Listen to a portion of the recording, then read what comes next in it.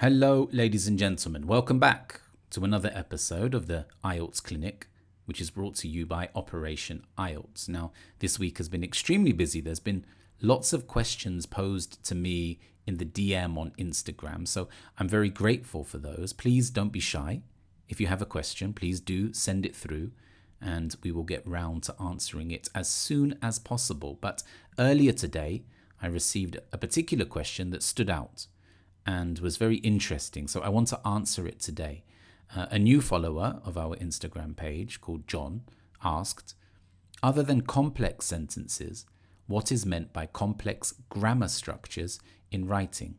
A very interesting question. Now, those of you who have been preparing for the IELTS exam and looking at the band descriptors for the speaking exam and for the writing exam will be familiar with the expression complex sentences. And so what I decided to do was to have a look at the band descriptors in the writing task. So let's have a look. Now at the bottom is band 6, above that is band 7, above that is band 8, and then right the way up to band 9. And you will see that in band 6 and band 7, you can see the word complex.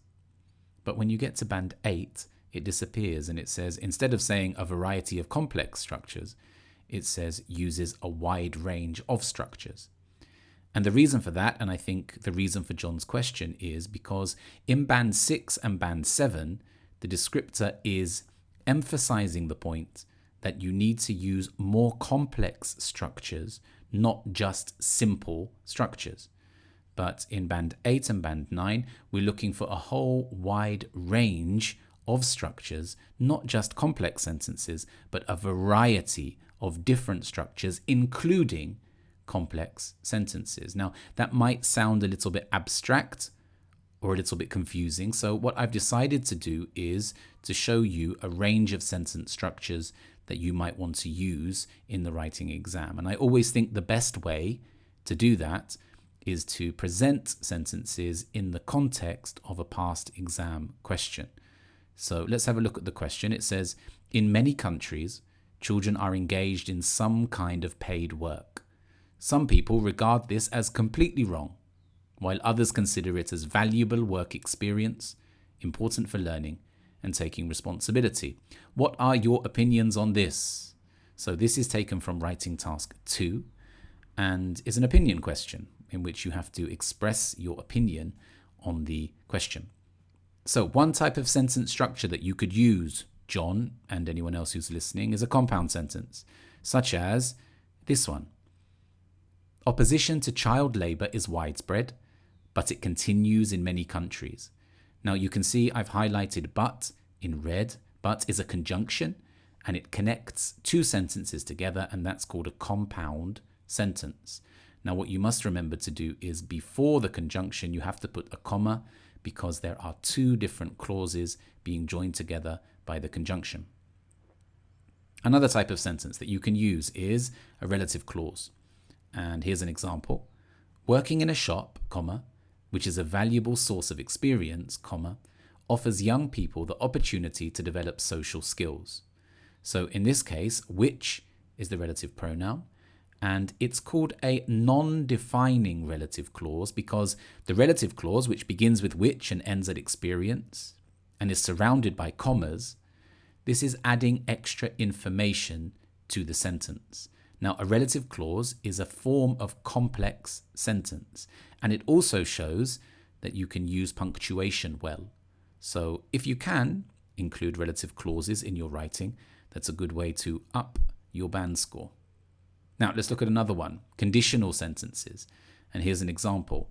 If children are not given the opportunity to work, they will not be able to adjust to the world of employment when they complete school. So conditional sentences usually, but not always, begin with if, and the first clause, up until work, is in the present tense. And then the second part, or the second clause of the sentence, beginning with they, is in the future tense. Because if children are not given the opportunity to work, they will not be able to adjust to the world of employment when they complete school. So conditional sentences is another sentence structure that if you use them accurately, is going to help you to raise or to go through and get higher in your band scores. The next one is called a subordinate clause. And here's an example. Although the experience can be valuable, some children are exploited by employers. So although is a subordinate pronoun at the beginning of the sentence, and the sentence continues with the second clause, some children are exploited by employers. This is another type of complex structure which will help you to raise up the band score on your piece of writing. And the last one is the famous passive voice. And here's an example. Children are often assigned difficult jobs that no one else wants to do. So if you go through all of these different types of sentences and you can use them accurately and you use them meaningfully and you don't make mistakes in their structure, this is what the examiner is looking for when you're going for a band 8.